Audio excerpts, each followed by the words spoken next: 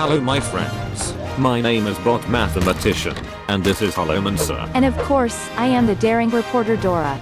We are very glad to see you all again. Today we have prepared a list of the most influential legendary cards that we are losing in April, which is when the yearly rotation of sets will occur for the 5th time. We are losing 411 cards, 400 of which are from the Year of the Raven. Along with these, 6 neutral cards from the classic set and 5 priest cards will go to the Hall of Fame. As you know, many players get rid of all cards that go into wild mode. Our main task is to convince you to leave at least some of these cards in your collection, since many of them do not deserve such a fate. If you want to see a large guide about cards that deserve to be disenchanted, click the like button or let us know in the comments. Based on our statistics, we determined the average popularity for all legendary cards that are leaving standard mode. In addition, we added information on their current popularity in Wild and Standard. Before we begin, a million thanks for the support of our only member, Basthakati. Dear friends, we really need your support to be able to create new videos. Join us. Now let's get started, gentlemen. Starting off our list is Zerek's Cloning Gallery. The average popularity of this card is 2%. At the moment this card is only used in Resurrect archetypes. Today 63% of priest decks contain this card. In wild mode, this card has almost 2% popularity. In 19th is Crystalsmith Kangor, with 2% average popularity. A very useful but niche card that supports healing synergies. In standard it is included in Holy Wrath and Pure Paladin. Currently only 10% of Paladin decks use it. The Rosticon's Rumble expansion provided support for OTK combo Paladin through cards like Timeout and Shirvallah, the Tiger. The peak popularity of this card came at the time of its release. After that, the card gradually lost popularity, but still had a stable presence in the metagame. The card almost always had a low win rate, but at least it gave players a lot of fun. In fact, this is my favorite card on the list. I am very sorry to lose Shirvallah, and I will miss it the most. Which cards will you miss the most? Write the hash and name of the legendary card in the comments. Together let's define the favorite cards of our community, just like last year. The 17th place is held by Houndmaster Shaw.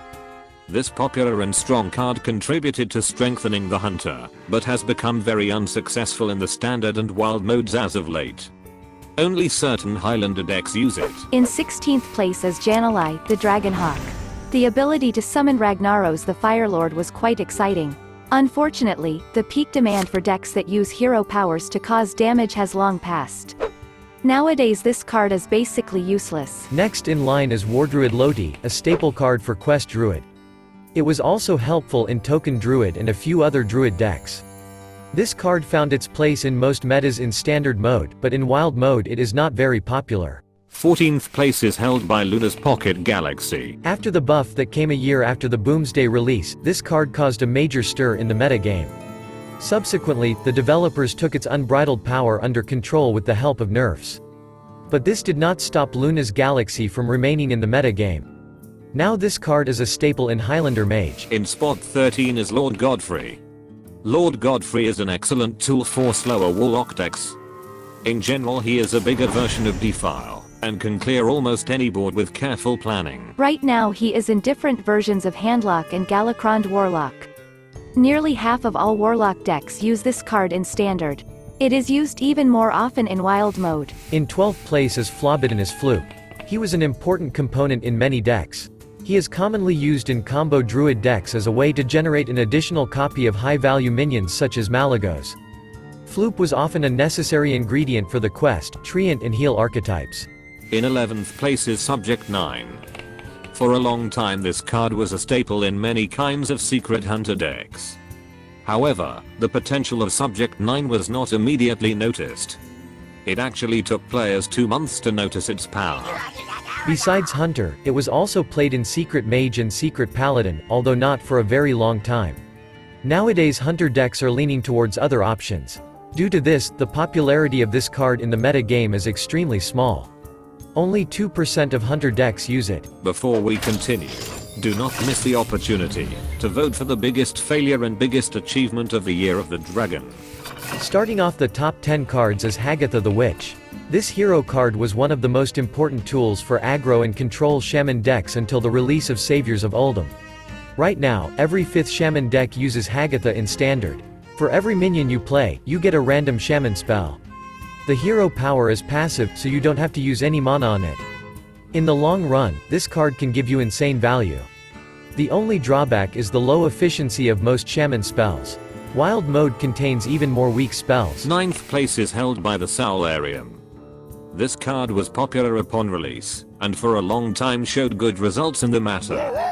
Drawing 3 cards for 1 mana makes it pretty insane for aggressive archetypes. The card was also useful in Quest Warlock and Hand Warlock. Now this card is more popular in Wild than Standard. In spot 8 is Myra's Unstable Element, with an average popularity of 4% for its entire time in the meta. In the past, this card was very popular, and widely used by rogues as a desperate play when things are bad. But now this card can be considered an outsider in Standard. In the Wild, the card is still used in 1% of decks. The 7th place is occupied by Stargazer Luna. This is one of the most useful cards right now. The card occupies an important place in almost all versions of the Highlander Mage and has 7% popularity. This archetype became especially popular and effective after the release of Galakrond's Awakening. In the past, Luna was a staple in Mana Cyclone Mage. In general, this mage tool is playable in most archetypes. Its popularity in Wild confirms this. In 6th place is the Shaman's favorite tool. Shudderwock, without exaggeration, can be called one of the most influential cards of the last 2 years. His unstoppable effect was the main reason for repeated nerfs.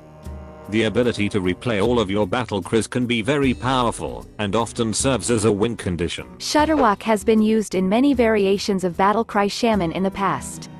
In Saviors of Uldum, it was commonly seen in Quest Shaman. In Descent of Dragons, it's a staple in Galakrond Shaman. But after the last nerf, its effectiveness and popularity declined significantly. Despite this, most decks use it. This card is also still very popular in Wild mode. In 5th place is Dr. Boom, Mad Genius.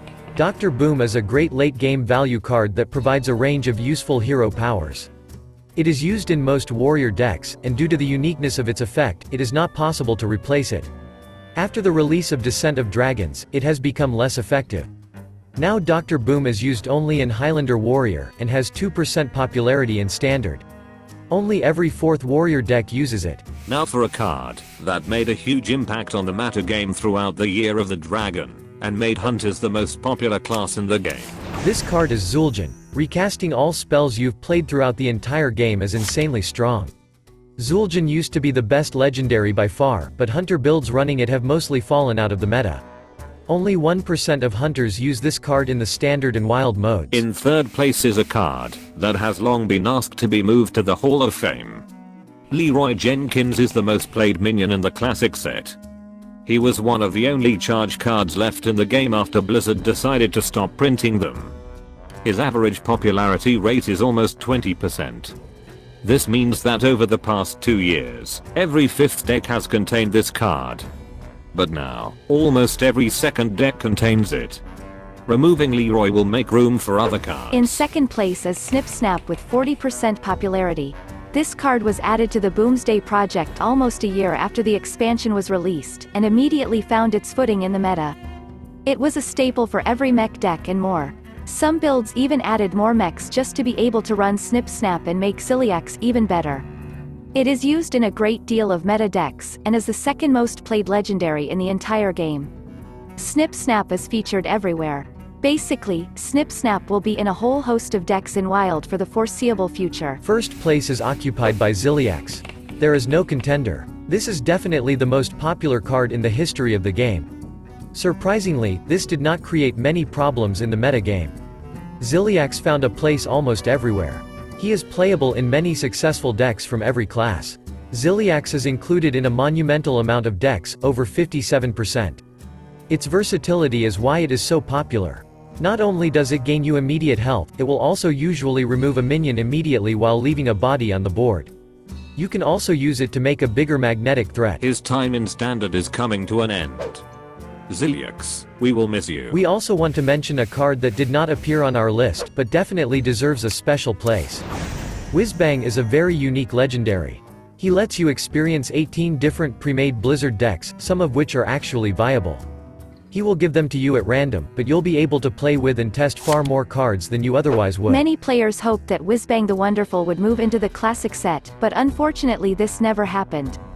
Perhaps we will see this later, as we will eventually receive new classic cards that fill the places of cards that go to the Hall of Fame. Unfortunately, for technical reasons, we cannot determine the average popularity rating for Whizbang. To help us do this, just answer the question in our survey: are you still using Whizbang? In this video, we talked only about legendary cards, but there are a large number of important cards of other rarities. Let's remember the top 20 most popular common, rare and epic cards. As you can see, the standard mode is irrevocably losing many cards that can be used by multiple classes for different strategies. At least many narrowly specialized and interesting cards from the sets of the Year of the Dragon remain with us. As always, it's a little sad to part with cards that have brought us so many different emotions, from fun to rage. But we are definitely expecting new cards, new decks, new classes, new metas and completely new experiences in the Year of the Phoenix. Finally, we want to ask our traditional question: did you manage to collect all of these legendary cards?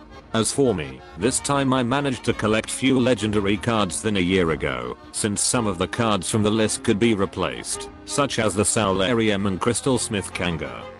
I have 17 out of 21. And what about you? We created a YouTube poll. Find the button on the screen, and please vote. Also share your opinion in the comments. Alright, that's all for today. Thank you for being with us. And special thanks to Chris for text editing. We will meet in new videos. Good luck.